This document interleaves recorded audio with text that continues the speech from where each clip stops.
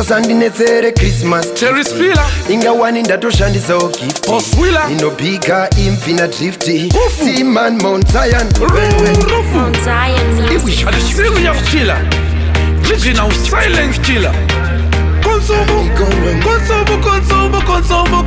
Masports ndopedza kuporisha sepiano ya DJ mapurisa vavengi vaida kundibudisa mafanzi ndo vakandisimbisa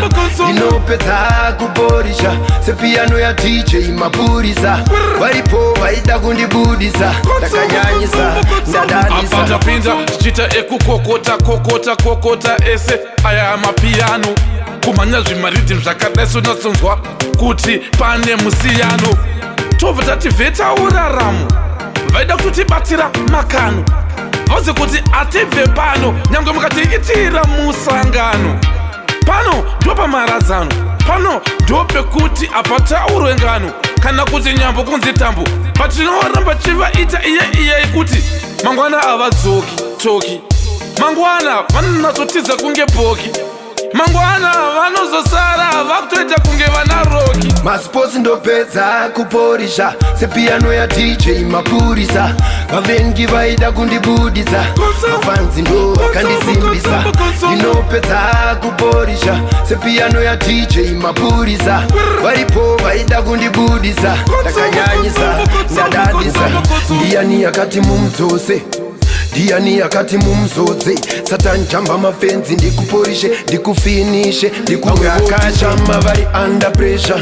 ona 36 avabuditsa havadi kuona moto chiblazer maprefect tomakumura mablazer ndakura musoro moto nditi headboy ndichibhaisa kudzungairavo ndichichitsoi makeri yavo ese tovati netsoi tavafushira tisu tine mukurumbira Masports ndopedza kuporisha sepiano ya DJ mapurisa vavengi vaida kundibudisa mafanzi ndo vakandisimbisa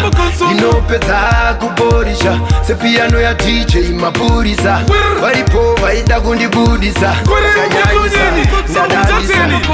tiri vana mapurisha kunatsoporisha kunanganisa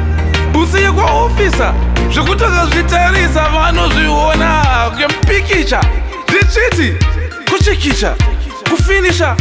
kuta kunge shisha kuta yakashisha but bvunzai kana amai anisha Masports ndopedza kuporisha sepiano ya DJ mapurisa vavengi vaida kundibudisa mafanzi ndo vakandisimbisa ndinopedza kuporisha sepiano ya DJ mapurisa varipo vaida kundibudisa ndakanyanyisa ndadadisa usasandinetsere Christmas gift ingawani ndatoshandisawo gift ndinobika imfina drifti Seaman Mount Zion rufu ati serial killer original silent killer consumo